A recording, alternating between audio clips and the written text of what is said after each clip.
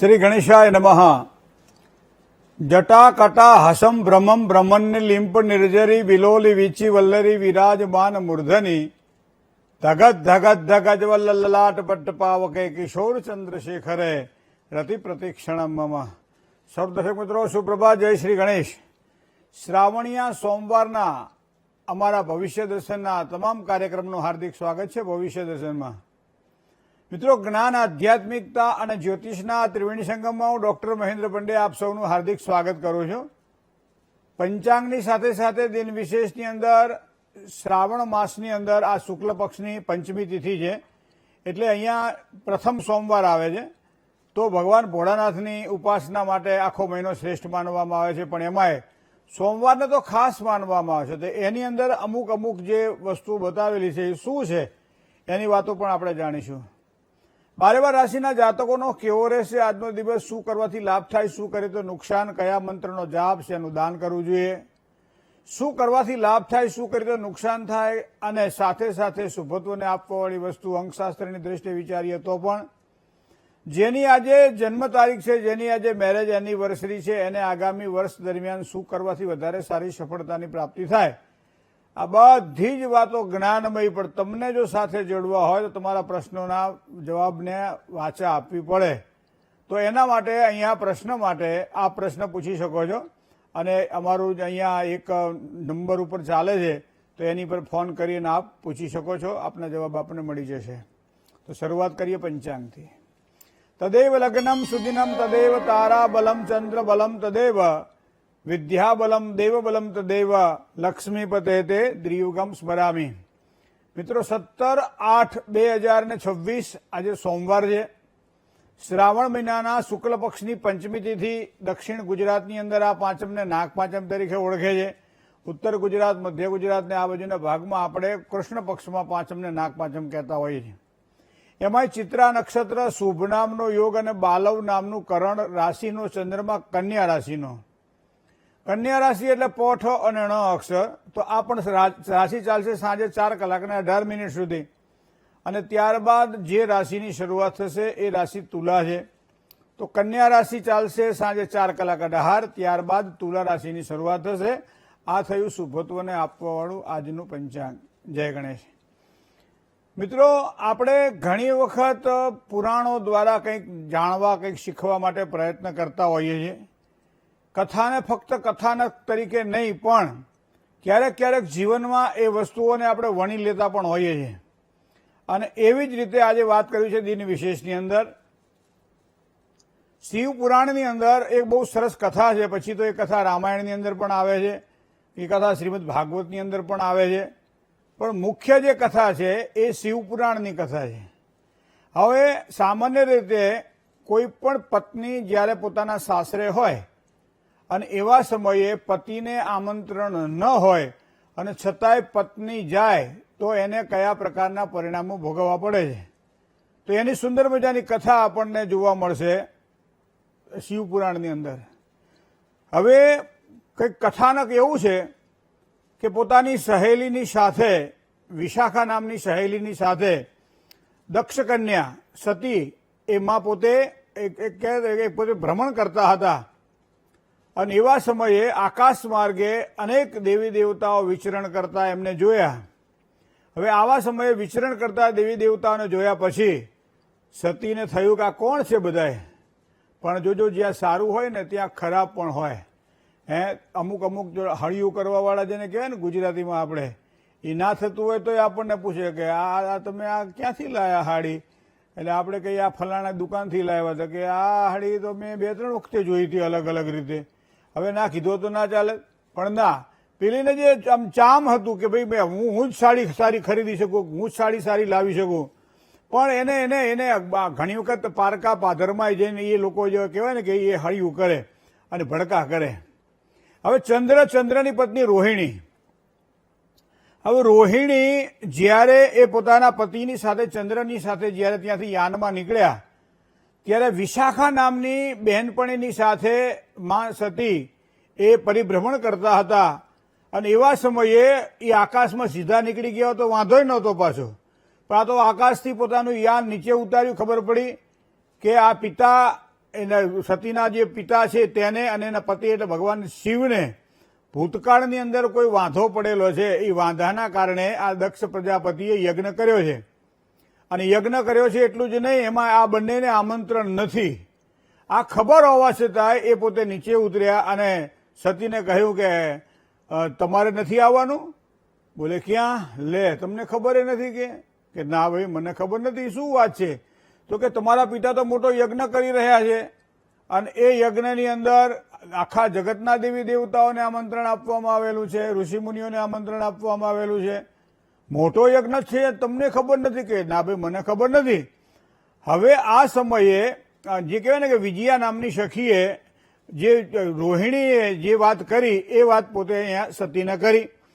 હવે એ પોતે આવ્યા શિવ પાસે. શિવ તો સભામાં બેઠા છે અને એવા સમયે શિવને પ્રશ્ન કર્યો છે કે મારા પિતાના ત્યાં એક સરસ મજાનું આયોજન થઈ રહ્યું છે, તો આપણે એ આમંત્રણમાં આપણે કાર્યક્રમમાં જવું પડે. એટલે સામાન્ય રીતે આપણે વાત કરીએ એ પ્રમાણે નહીં, પણ અલગ વાત વસ્તુસ્થિતિ એ જ નહીં આવી કે ભાઈ પિતાના ત્યાં પતિને જે અમુક જગ્યાએ વગર આમંત્રણે જવામાં તમે કહો છો એ પ્રમાણે વાંધો નથી, પણ એટલે સસરાના ત્યાં પણ જમાઈ વગર આમંત્રણે જઈ શકે છે, દીકરી પણ પોતાના માતા પિતાને ત્યાં વગર આમંત્રણે જઈ શકે છે. તો એ જ પ્રમાણે જવામાં કોઈ વાંધો નથી. પણ હવે આમંત્રણ નહીં આપવા પાછળનું કારણ શું છે? એમાં આપણે તો કારણભૂત નથી ને. હવે આપણે જો કારણભૂત હોઈએ તો પછી યજ્ઞમાં શું અપમાન સહન કરવા માટે આપણે ત્યાં જવું છે? અને પછી દક્ષ પ્રજાપતિની દીકરી એટલે સતીને અહીંયા ભગવાન શિવે કહ્યું કે ભૂતકાળની અંદર હું તો મારા ધ્યાનમાં મગ્ન હતો, ભગવાન શ્રી હરિનું ધ્યાન કરતો હતો, પરમ પિતાનું. તમારા પિતા ત્યાં ક્યારે પધાર્યા મને ખબર પણ નથી અને એના કારણે એમને એવું લાગ્યું કે મેં એનું અપમાન કર્યું છે અને એના કારણે એ મારા ઉપર થોડાક કામ ગિનાયા છે. હવે એના પ્રતાપે કદાચ આ વસ્તુ બની હોય એવું બને. એટલે સતી સહજ સ્વભાવ કહેવાય કે હોય, સ્વાભાવિક છે. તો કીધું ભાઈ તમને કદાચ કોઈ પત્ર આપવા માટે, કોઈ આમંત્રણ આપવા માટે કોઈ આવ્યું હશે મારા પિતા તરફથી, પણ તમે સમાધિમાં રહ્યા એટલે સમાધિમાં કાગળ મૂકી અને એ પોતે નીકળી ગયા હશે અને એના કારણે તમને આ તકલીફ અહીંયા થઈ, બરાબર. તમારા સુધી આમંત્રણ પહોંચ્યું નહીં હોય એટલે એવું હશે કદાચ.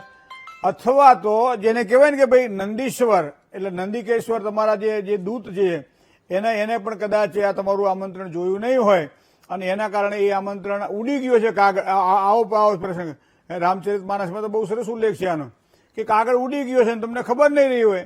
હવે આવી વાતો એમને કરી, પણ ભગવાન શિવને થયું કે કર્માનુબંધી, કારણ કે કર્મથી વધારે કાંઈ છે નહીં, એટલે ભગવાન તો સમજી ગયા.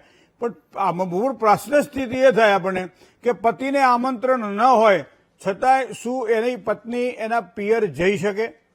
એક વસ્તુ આપણને આ શિવપુરાણ દ્વારા એક વસ્તુ આપણને આ જોવા મળે છે. હવે બીજી વસ્તુ તમને એવું કહું કે પતિનું અપમાન જ્યાં થતું હોય ત્યાં શું પત્નીએ રોકાવું જોઈએ? ત્રીજું કે અને એમ કે હરિ અને હર એને અલગ કેમ માની શકાય? અને સમગ્ર વિશ્વ એમ તો કહેવાય છે કે ભગવાન શિવને આધીન છે, બરાબર છે. તો અહીંયા ભગવાન શિવનો જેને કહેવાય ને કે એ શિવનું આમંત્રણ આપવાની જગ્યાએ જે ભૂતકાળની અંદર જે અપરાધ ભાવે જે કંઈ ક્ષમા યોગ્ય નથી એવી વસ્તુ, અને એ પાછું જ્યારે બ્રહ્માજીએ એમને જ પાછા દક્ષ બનાવ્યા, શ્રેષ્ઠ બનાવ્યા પ્રજાપતિઓમાં, બરાબર. તો એના હાથે કેવી રીતનું આ ભૂલ થઈ જાય? તો એનો મતલબ એવો થાય, તમે જોજો કે મનુષ્યના જીવનમાં અહંકાર માણસને મારી નાખે છે.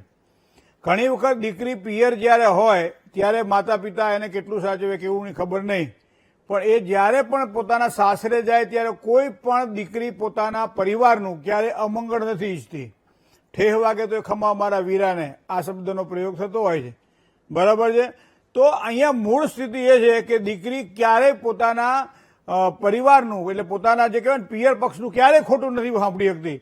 એના બાપની કોઈ વાત કરે, એની માની કોઈ વાત કરે, એના ભાઈની કોઈ વાત કરે, ગમે એવા સારા હોય ને તો એના માટે એ સારા નથી હોતા. શું કામ કે એનો જે પ્રેમ છે ને એના પરિવાર સાથે જોડાયેલો છે.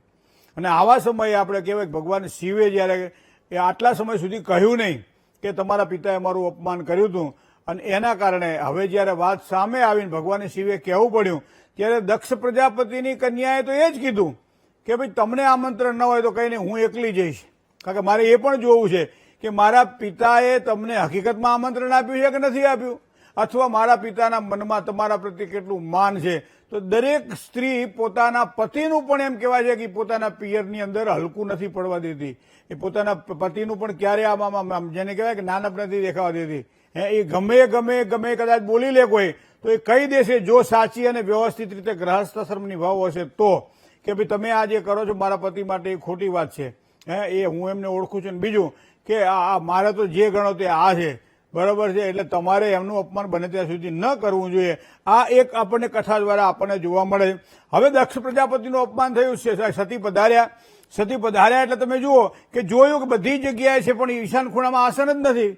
તો ભગવાન શિવનું આસન જ ઈશાન ખૂણામાં નથી. વિષ્ણુવાદી દેવતાઓ પધાર્યા છે, બ્રહ્માદિક દેવતાઓ પધાર્યા છે અને પોતાના પતિને આમંત્રણ નથી. અને આવા સમયે માએ પોતાની બહેનોએ બધાએ હિત તો કર્યું, પણ પિતા દક્ષ પ્રજાપતિએ એની સામું પણ જોયું નહીં. એ સામું તો જોયું નહીં ના, પણ એનું સ્વાગત એ ના કર્યું, એની કોઈ બાતે ના કરી, બરાબર. અને એવા સમયે પોતાના પિતાને કહ્યું કે આ ઈશાન ખૂણામાં મારા પતિનું આસન ક્યાં છે?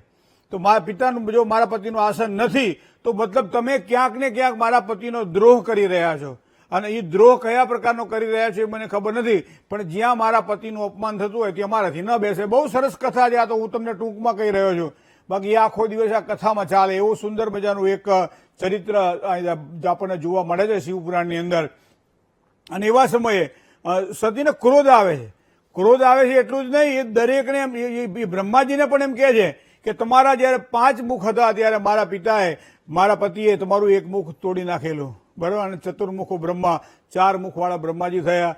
ભગવાન વિષ્ણુને પણ કહ્યું કે હરિહર ભાઈ એક હોય તો તમે અલગ કેવી રીતે પડ્યા? દરેકને પોતપોતાની રીતે જે કહેવા જેવું લાગતું હતું. એક પત્ની તરીકે કે પિતા દીકરી તરીકે નહીં, એક પત્ની તરીકે જે કહેવા જેવું લાગતું હતું એ પોતાના પિતાના યજ્ઞની અંદર બધાને જેટલું કહેવાનું હતું એટલું કહી વળ્યા. અને પછી એમ કહેવાય છે કે ઈશાન ખૂણામાં આસન ન જોયું, જેના કારણે સતીને ક્રોધ વ્યાપ્ત થયો. અને એવા સમયે આ સતીને જ્યારે ક્રોધ વ્યાપ્ત થયો ત્યારે થયું કે પશ્ચાતાપનું કોઈ કારણ નથી. આપણે ગુજરાતમાં બહુ સરસ એક ભજન છે કે કેટલા દિવસનો વદાળ રે પાર્વતીજી, કેટલા દિવસે પાછા આવશો, બરાબર. તો જેટલા પીપળિયાના પાન, ખબર છે કે હવે આવે કે ના આવે, જેટલા પીપળિયાના પાન મહાદેવજી એટલા દિવસે પાછા આવશું. મતલબ આ બધી નક્કી થયેલી બધી વસ્તુઓ છે. આ તો એક ચરિત્રની કથા છે. પણ છેવટે એમ કહેવાય છે કે સતીને એટલો બધો ક્રોધ આવ્યો કે જે આ શરીર મને મળ્યું છે એ મારા પિતા દ્વારા મને પ્રાપ્ત થયું છે, અને એ જે મારા પતિનું અપમાન કરવાવાળા જો મારા પિતા હોય તો આ દેહની મને જરૂર નથી. અને એવા સમયે યોગ માયાના આશ્રય, હવે શિવપુરાણની અંદર તો યોગ માયાનો આશ્રય કઈ રીતે લેવો?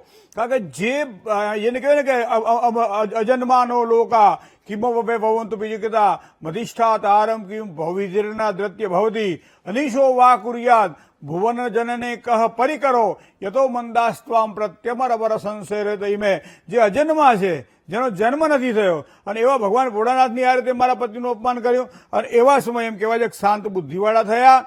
ઈશાન ખૂણાની અંદર મુખરા, જો તમારે પ્રસન્નતા જોઈતી હોય, ક્રોધને હાણવો હોય, શરીરમાં રહેલો આ ક્રોધ જો નુકસાન કરતો હોય તો પહેલી વસ્તુ તમારે અહીંયા આ વસ્તુ સમજવી પડશે કે તમારા ક્રોધને મારો. શરીરને મારવાની જરૂર નથી, ક્રોધને મારો. અને ક્રોધને મારવા માટે ઈશાન ખૂણા તરફ મોઢું રાખીને તમે બેસી જાઓ અને ભગવાન તમારા ઈષ્ટનું સ્મરણ કરો. તમારો ક્રોધ આપોઆપ શાંત થઈ જશે. કારણ કે ઈશાન ખૂણો એ ભગવાન ઈશ્વરનો ખૂણો છે. ઉત્તર દિશા જે છે એ ધર્મની દિશા માનવામાં આવે છે. તો એ પ્રમાણે વાસ્તુશાસ્ત્રના સિદ્ધાંત પ્રમાણે પણ આપણે જે કહેવાય ને કે ભાઈ વિષુવવૃત્ત નહીં, ધરી ઉપર ચાલતી આ જે આપણી પૃથ્વીની જે ક્રિયાઓ જે છે અને એની અંદર ઈશાન ખૂણાને ખૂબ જ મહત્વ આપવામાં આવે છે. ઉત્તરને ખૂબ જ મહત્વમાં આપે, ગુરુત્વાકર્ષણ ઉત્તરનું આપણને જોવા મળે છે. તો એવા સમયે ક્રોધ જો આવતો હોય ને તો ઉત્તરમાં બેસી જવું અને ઉત્તરમાં બેસીને શાંતિથી ભગવાનનું ચિંતન કરવું. તમારો ક્રોધ અહીંયા ઉતરી જશે.